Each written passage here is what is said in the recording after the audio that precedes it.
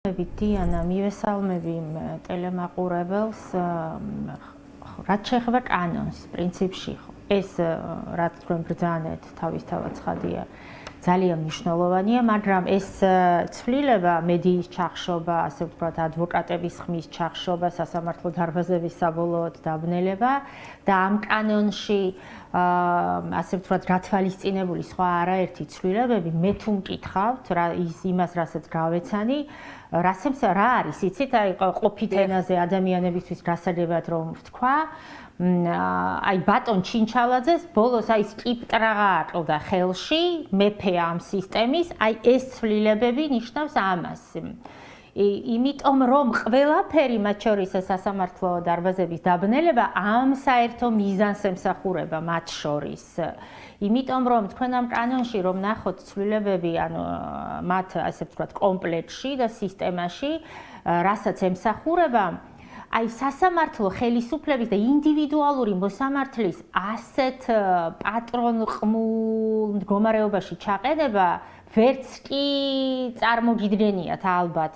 მართალი გითხრათ, მე მეგონა რომ საერთოდ აი სისტემა საბოლოოდ ყველაფერი იყო ამოქოლილი უკვე, თუმცა როგორც აღმოჩნდა რაღაც წერტილები კიდევ იყო დარჩენილი და აი ეს წერტილები საბოლოოდ ამოიქოლება, მათ შორის აი ზუსტად იმ თვალსაზრისით, ხომ, რომ ინდივიდუალურმა მოსამართლეები იქნება და რაღაცა ერთ დღეს გაიღვიძოს მასში, ხო, რაღაცა სინდისმა, ნამუსმან, გამბედაობა, მან სამართლის უზენაესობა და რაღაც გადაწყვეტილება. გამოხმაურება ნახეთ ერთი კონკრეტული ინდივიდუალური მოსამართლის და ასევე კიდევ ერთის ან რამდენიმეს კომენტარი მისი სტატუსის ქვემოთ. ანუ ასეთი გამოხმაურებაც იყო. დიახ. აი უკვე ეს არის დიაგნოზი, რომ მხოლოდ ერთმა მოსამართლემ გაბედა. ამასთან დაკავშირებით აზრის გამოთქმა, მეც ვნახე, ძალიან დელიკატურად და აკადემიურად, თავისთავად ცხადია, სხვამ ვერავინ ვერ გაბედა და ვერც გაბედავს. სისტემა და ეს ყველაფერი ემსახურება იმას, რომ იმიტომ ვახსენე ბატონი ჩინჩალაძე, რომ აბსოლუტურად უხმოთ და მისთვის კომფორტულად მართოს ეს სისტემა. სასამართლო დარბაზების დაბნელებაც ამ კონტექსტის ნაწილია, ანუ მედიისგან დაბნელებას გულისხმობ, ხო?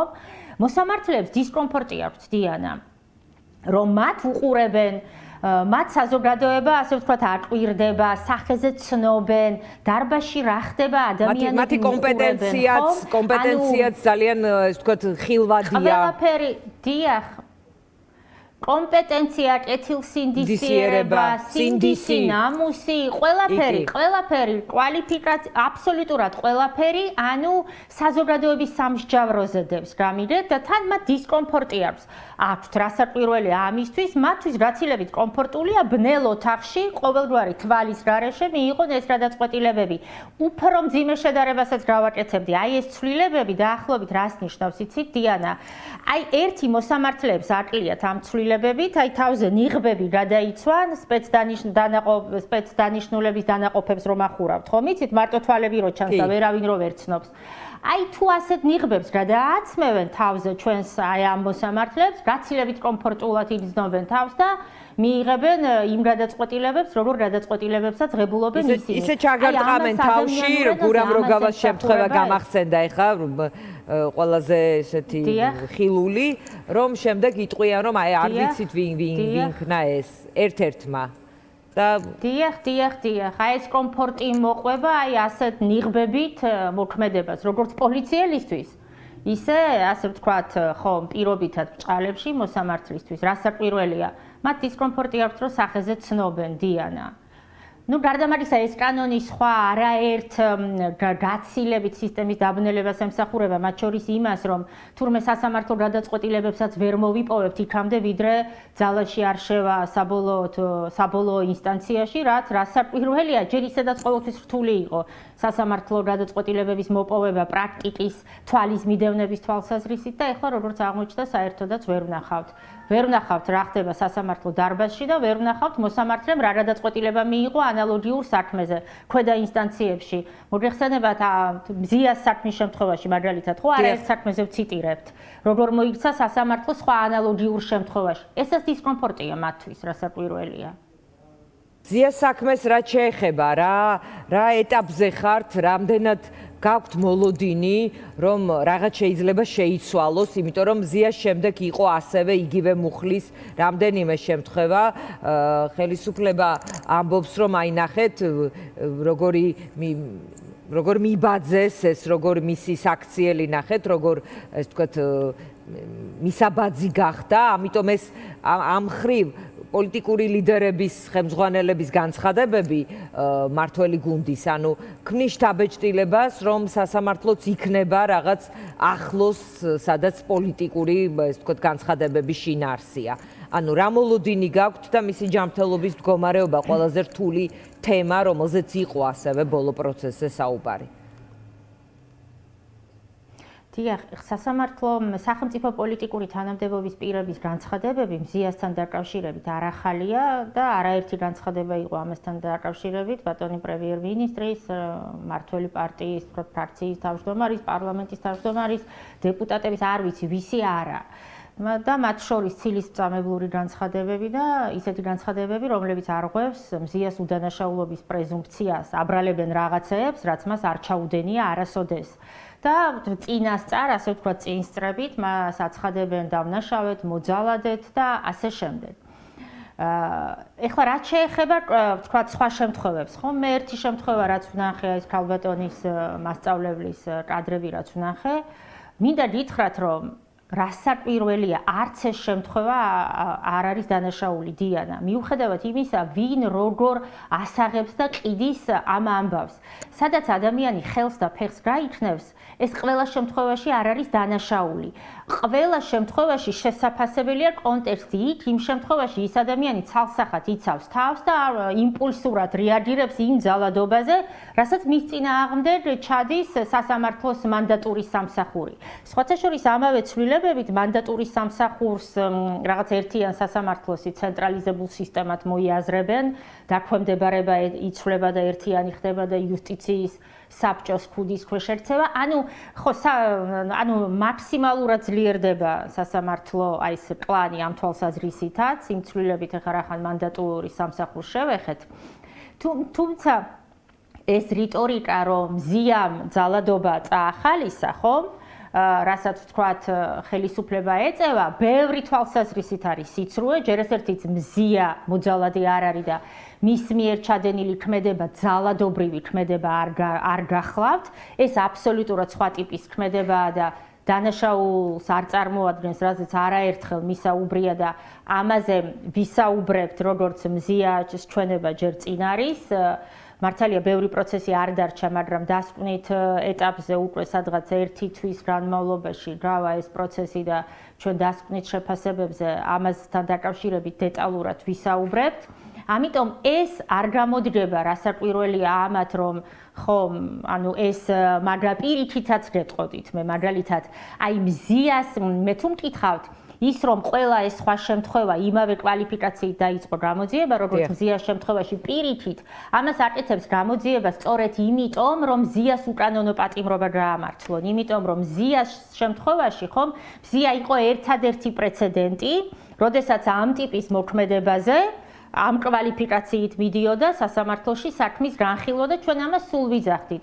ამიტომ სწორედ იმის პასუხად, რომ მზია არ არის ერთადერთი შემთხვევა და საერთოდ ამ ტიპის შემთხვევებს ესე აკვალიფიცირებს თურმე გამოძიება და სასამართლო, სწორედ ამიტომ დაიწყო იმ საქმეებზეც ამავე კვალიფიკაციით, რაც მანამდე მზიამდე არასოდეს ყოფილა დიანა და არაერთ სასამართლო მაგალითზე მისაუბრია ამასთან დაკავშირებით სასამართლოს ხდომაზე და კიდევ უფრო მეტზე ვისაუბრებ დასკვნით ეტაპზე. კი ბატონო, გაქვთ მოლოდინი, როგორ მიდის ჯანმრთელ თქვენ მკითხეთ დიანა ჯანმრთელობა, მისი მხედველობის პრობლემა, როგორც ფაქტორი, კი ბატონო.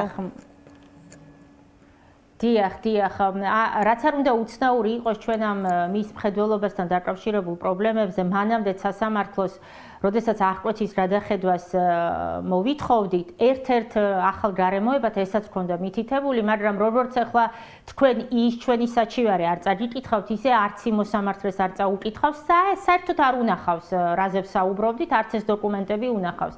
მათ შორის არც ეს გამხილველი მოსამართლე არ ნახავდა ამ დოკუმენტებს და წინა სასამართლოს ხდომაზე, ამიტომ აი ესე უკითხავდი, რა წერია ამ დოკუმენტებში. დიახ, რეალურად იმ დოკუმენტებით, რაც საქმეში წარმოდგენილი გვაქვს ჩვენ, რაც მანამდე არსებული სამედიცინო დოკუმენტებია, ვიდრე მის დაკავებამდე, მის თვალთან დაკავშირებით და შემდეგ ვიბამეთში, მას მხედველობასთან დაკავშირებით იმ სურათის მიხედვით ძალიან მძიმე მდგომარეობა აქვს დიანა.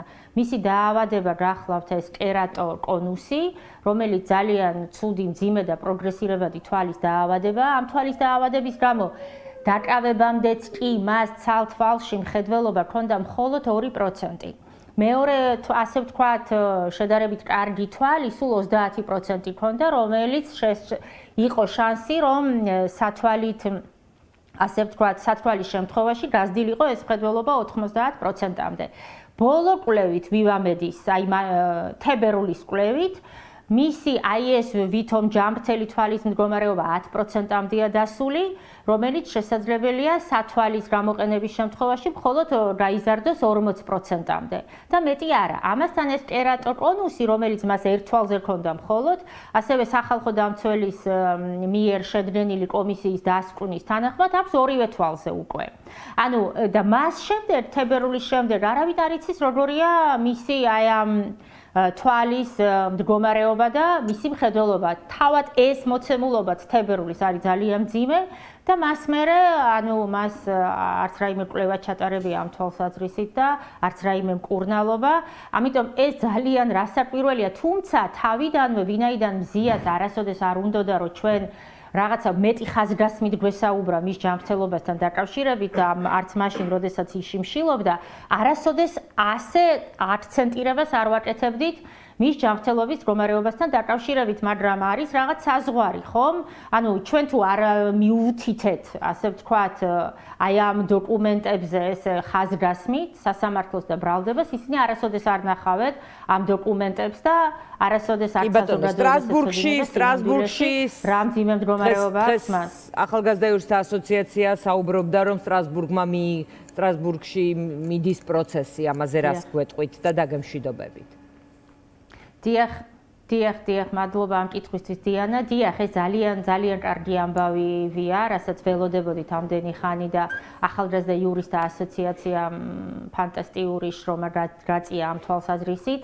ესე იგი, ეს საჩივარი 2 თვეა, რაც გაიგზავნა, მაგრამ თუ ვიანგარიშებთ, აი პოსტა როდის ჩავიდა, სადღაც თვეზე ოდნავ მეტი დასჭირდა, რომ სტრასბურგს დაეწყო უკვე ამ საქმის განხილვა და რაც ძალიან მნიშვნელოვანია, ყველა იმ მუხლით დაიწყო დიანა, რასაც ვდაობდით. ყველა იმ მუხლით დაიწყო უკვე, ასე ვთქვათ, კომუნიცირება სახელმწიფოსთან და პრინციპში დიდი მოლოდინია, რომ განსაკუთრებული გავლენის სტატუსი ექნება ამ საქმეს და ის უკვე ჩანს, იმიტომ რომ უკვე დაიწყო განხილვა ამ საქმის, დაიწყო განხილვა ყველა მუხლით, მათ შორის რაც ძალიან მნიშვნელოვანია, მე-18 მუხლით, რაზეც ხაზგასმას ვაკეთებდით სულ, რომ სისხლის სამართლებრივი შეზღუდვის მექანიზმები, მათ შორის პატიმრობა მზიას შემთხვევაში არ არის გამოყენებული სწორედ სისხლის სამართლის პროცესის თვალსაზრისით და არამედ სხვა პოლიტიკური მოტივები იგულისხმება ამის უკან და რაც ძალიან მნიშვნელოვანია, ეს საჩივარი დიანა წარმოიდგინეთ მოიცავს დარღვევებს მზიას საქმეში მხოლოდ წინა სასამართლოს ხდომამდე სისხლის სამართლის საქმეში. აი წინა სასამართლოს ხდომის მერე რამდენჯერ პატიმრობის ფორმალურად გადახედვა ორჯერ მოხდა და მთელი პროცესუალური დარღვევები, ადმინისტრაციული საქმეების გაყალბებები და არაერთი დარღვევები მათზე ჯერ საჩივარი არ წასულა სტრასბურგში. ანუ ეს საჩივარი ჯერ მხოლოდ ეხება გამოძიების პერიოდიდან წინა სასამართლო სხდომის ჩათვლით. ამიტომ ძალიან ბევრი საჩივარი იქნება მზიას საქმესთან დაკავშირებით სტრასბურგში და მართლაც განსაკუთრებული ზეგავლენის საქმე იქნება ეს დარწმუნებული ვარ. მაია, დიდი მადლობა, მე მინდა ჯანმრთელობა, გამძლეობა და თავისუფლება ვუსურვო მზიას. მადლობა მაიამ წარიაშვილს, რომელიც ჩვენ კითხვებს პასუხობდა და